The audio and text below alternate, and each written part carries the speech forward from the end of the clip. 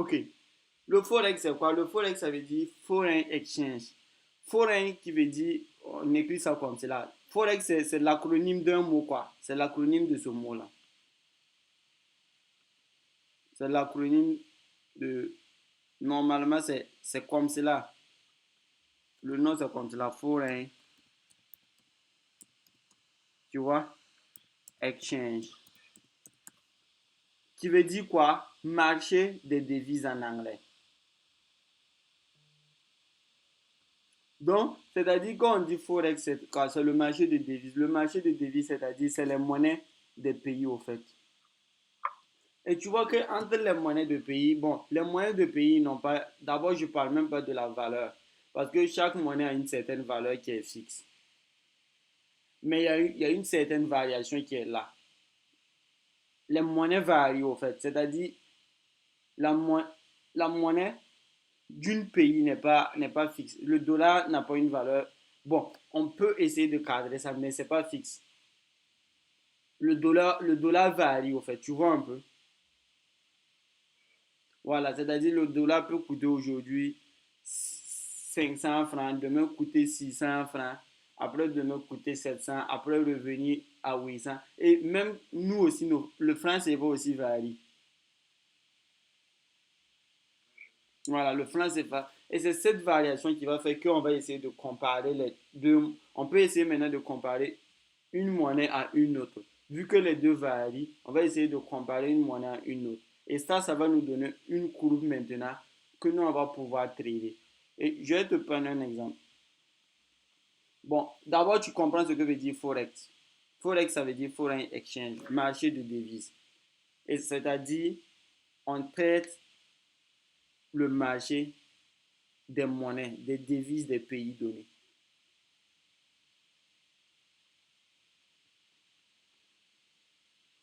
Tu comprends un peu? Ok. Et là, je vais te prendre un exemple. Parce que il y a devise et il y a paire de devises. Il y a devise et il y a paire de devises. Je répète, il y a devise et il y a paire de devises. Ok. Quand on dit dollar, imagine quand on dit dollar, le dollar c'est quoi? C'est une devise, c'est ça? Dollar c'est une devise, c'est ça? Quand on dit euro, c'est une devise, c'est ça? Et maintenant, quand on dit une paire de devises maintenant, c'est quoi?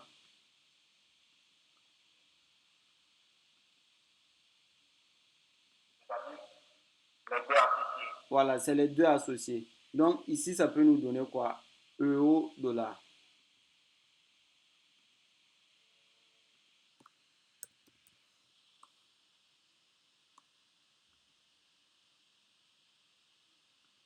Tu vois un peu?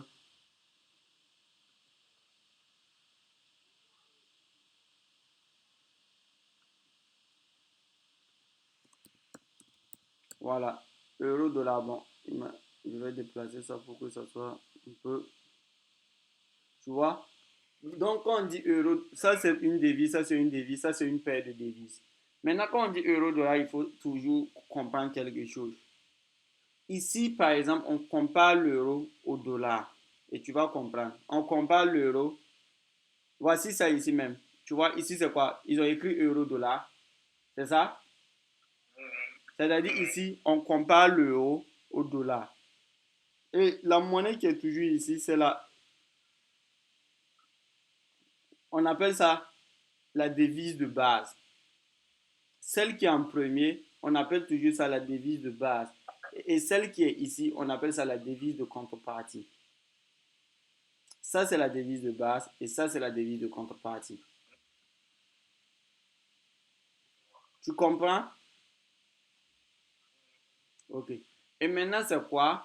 Maintenant, nous, on va aboutir à un certain truc. On va aboutir à, en comparant les deux, puisque ça, je te dis que c'est une comparaison. On compare l'euro au dollar.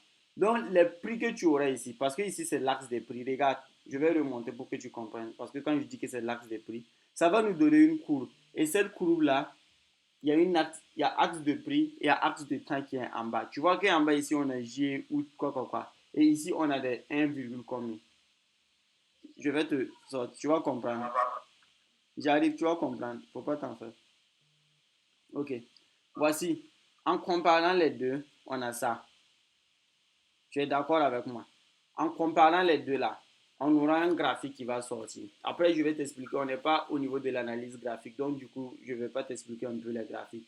Mais je veux que tu comprennes. Ici, ils ont mis quoi? Ils ont dit que euro-dollar. Et puis, ils ont mis un prix. 1,16 552. C'est-à-dire que quoi? 1 euro actuellement, hein, vaut 1,16 564 dollars. Actuellement, si tu prends 1 euro là, pour convertir en dollars là, ça donne ça. Ça donne le prix qu'on te donne ici. Et le marché de Forex, je vais te dire la particularité. Le marché de Forex, il faut savoir que le marché de Forex, tu m'écoutes? Il faut savoir que le marché de Forex, ce n'est pas un marché d'investissement. C'est pas un marché, on ne peut pas investir dedans. C'est un marché où on spécule, où on fait des transactions, tout. Ce n'est pas un marché où on peut investir comme le marché des actions et consorts. Non. Le marché de Forex, c'est uniquement un marché de spéculation. Je veux bien savoir, Forex est différent des crypto-monnaies. Oui. Voilà, comme tu dis, sur le Forex, on ne peut pas investir, on spécule sur le Forex. Oui, on spécule parce que c'est des devises au fait. C'est pas des biens. Oui, je comprends. Maintenant, ma question est que, donc, c'est-à-dire que le Forex est différent des crypto-monnaies, en fait. Oui, la crypto, quand on parle de crypto-monnaie, c'est un marché à part. Quand on parle d'actions, c'est un marché à part. Quand on parle de Forex, c'est un marché à part. Et ici, c'est pour ça que c'est pour ça, tu vas voir que je t'ai dit que ce qui va nous intéresser, c'est uniquement le marché des devises. C'est ça, moi, je vais t'apprendre à trader. Et la question que toi, tu pouvais me, la question que toi, tu pouvais me demander pourquoi faire le marché des devises, nous, on va apprendre à trader. Ça, tu pouvais me demander. Voilà.